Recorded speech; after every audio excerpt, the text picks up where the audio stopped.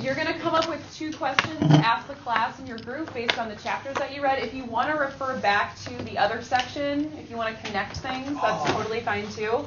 Just make sure that your questions do not require the class to just recall the summary. Okay, so think a little bit more deeply about this.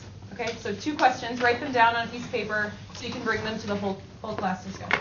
Start with this group over here, and then we'll just make our way around. So once they're finished, go ahead and ask the question once we've quieted down a little bit. So go ahead, Kayla. All right, in chapter 5, Mrs. Maud here, or whatever her name is, begins telling Scout about the truth of Boo Radley, and she states that the Bible in some people's hands was worse than a bottle of whiskey in another man's hands. What do you guys think that's referring to? Did she say a bottle of whiskey in another man's hands, or did she say in Atticus's hands?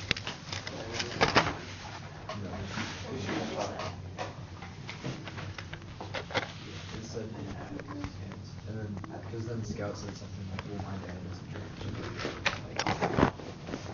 They said that he doesn't drink, but even if he had enough whiskey to get like super drunk, he'd still be better than some people that go crazy in the Bible. And I think it's just more that some people, when they're kind of off the way, can use the Bible to justify whatever they're doing. So a Bible in the hands of someone who's hateful could be a lot worse than them getting really drunk. To go off of what Marcy said, a lot of people, like in modern times, they will use the Bible as a defense if they're like murdering people. So basically, like, I don't think drunk people go out of their way drinking and murdering people. So people who Start with, and then of course we're going to go into some more background information. So, the focus themes. I talked to you guys a little bit about this. We looked at this in our witch hunt activity. So these are not the only themes though. So when you're filling out those those theme trackers, if you would like to add an additional theme, that is totally fine. Just make sure you're hitting these themes as well. So we have mass hysteria, danger of ideology, reputation and integrity, puritanism and individuality, lies and deceit, and justice. And since we've already kind of talked about what each of those mean, I'm just going to go right into talking about how are we going to look for those as you read the play. Does anybody have any questions about these themes in particular before we move on? Okay.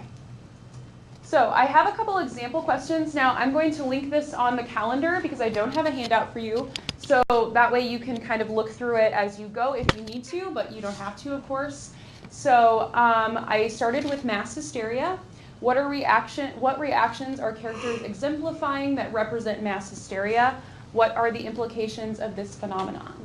So you kind of want to look at how the characters are showing these particular themes, or these, in this case, mass hysteria isn't just a theme, but it's like the act of mass hysteria, right? So you want to kind of look at how both the theme and the character interact and what that implies about the overall message of the play. And then moving into danger of ideology.